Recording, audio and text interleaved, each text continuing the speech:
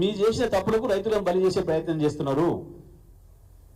ఇప్పటికైనా ప్రభుత్వం ఒక స్పష్టమైన ప్రకటన చేయాలి. మొత్తం రైతుల సంఖ్య, మీరు చేయదలుచుకున్న రైతుల సంఖ్య, దానికి సరిపోయే డబ్బులు ఏ తేదీ లోపల అమలు చేస్తారో, బ్యాంక్ ఖాతాలో డబ్బులు, రైతుల ఖాతాల్లో డబ్బులు వేస్తారో ప్రభుత్వమే స్పష్టంగా చెప్పాలి. రైతుల రోడ్ల మీద తిరగమని, బ్యాంకుల దగ్గర పోమని, బ్యాంక్ అధికారులకు రైతులకు గొడవలు అవుతున్నాయి, వ్యవసాయ అధికారులకు రైతులకు గొడవలు అవుతున్నాయి.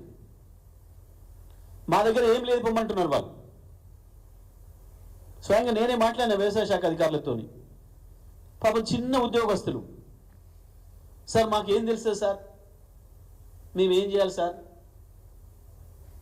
అసహాయంగా మాట్లాడుతున్నారు. పాపం నిజంగానే వాళ్ళ దగ్గర ఏముంటుంది, వ్యవసాయ శాఖ అధికారుల దగ్గర ఏముంటుంది? లోన్ తెచ్చుకునేదానికి వ్యవసాయ శాఖ అధికారికి సంబంధమే లేదు. లోన్ ఇచ్చే బ్యాంకర్కు తెచ్చుకున్న రైతుకు మాత్రమే సంబంధం ఉంటుంది. వారే చెప్పిండ్రు, మొత్తం స్టాటిస్టిక్స్ ఇచ్చిండ్రు. ఆధార్ వివరాలు సరిగా లేని 1,65,000, ఖాతాలు తప్పులున్న 1,50,000, రేషన్ కార్డు లేని వాళ్ళు 4,83,000, 2 లక్షల పైన రుణాలు ఉన్న వాళ్ళు 8 లక్షల ఖాతాలు. క్లియర్ బైఫర్కేషన్ కూడా ఉత్తమ్ కుమార్ గారు చెప్పారు. మరి ఇంత స్పష్టంగా ఉన్నాక మొత్తం అయిపోయింది, దేశంలో ప్రపంచంలో ఎవరు లేని నేనే చేసినని ఎట్లా డ్యాన్స్ ఇస్తారండి? ఏం దగా, ఏం మోసం? ఇన్ని లక్షల మంది రైతులను మోసం చేయొచ్చు ఒకటేసారి? తప్పించుకుంటారా ఇంతమంది నుంచి? ఎందుకు జరుగుతున్నాయి ఇవాళ? ప్రతిపక్షాలు విమర్శ చేస్తే మాట్లాడుతున్నారు, చాలా ఆశ్చర్యంగా ఉంది. ఇంకా ప్రతిపక్షంగా పని మొదలు పెట్టలేము మేము.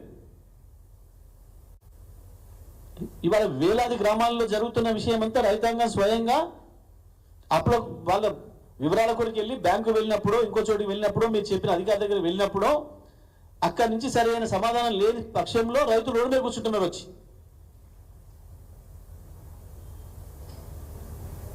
మేము ప్రధాన ప్రతిపక్షంగా ఇక్కడి నుంచి మాత్రమే డిమాండ్ చేస్తా ఉన్నాం ఇప్పటి వరకు.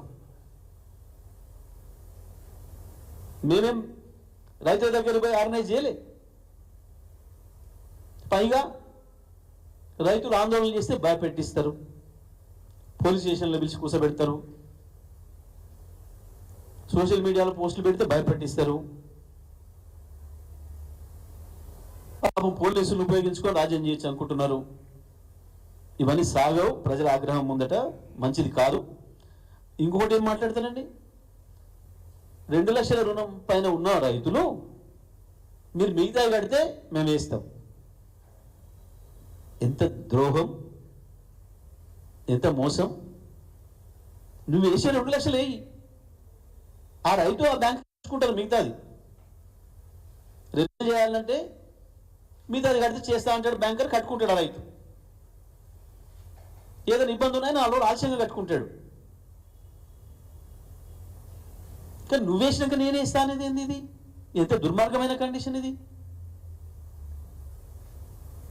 నువ్వు ఆయన ఏదో ఇబ్బంది ఉంటే తెచ్చుకోండి, 5 లక్షలు తెచ్చుకోండి అనుకుందాం. నువ్వు 3 తెచ్చి కడితేనే నేను వేస్తా అంటే 3 ఏంచి తేవాలి? 3 రూపాయల వడ్డీ తేవాలన్నా? రైతు తెచ్చి తేవాలి. నువ్వు వేసిన 2 వేసే అంతే,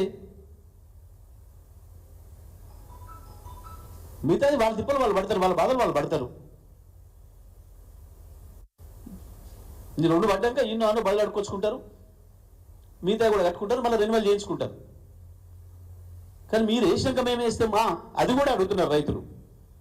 నాకు స్వయంగా నాకే చెప్పిన నిన్న మన రైతులు, సార్ ఆ 2 వాళ్ళు ఏ లోపల వేస్తారో, ఏ లోపల మమ్మల్ని కట్టమంటారో డేట్ ఇవ్వమనండి. ఇది రైతాంగం నాకు చెప్పిన విషయాన్ని నేను మాట్లాడుతున్నా. ఏ తారీఖు లోపల మేము మిగతా జమ చేయాలి చెప్తే మేము ఆ తారీఖు లోపల చేస్తాం. ఆ తారీఖు లోపల ప్రభుత్వం కూడా 2 చేస్తే మళ్ళీ మేము తెల్లారి తెచ్చుకుంటాం. ఈనాడు అపసప్పు చేసి తెచ్చి కట్టుకుంటాం. మరి మేము అవతల ఇంత అప్పు తెచ్చి వడ్డీ తెచ్చుకున్నాక, బయట వడ్డీ తెచ్చుకొని కట్టినాక మళ్ళీ ప్రభుత్వం చేయకపోతే మా బాధ ఇట్లా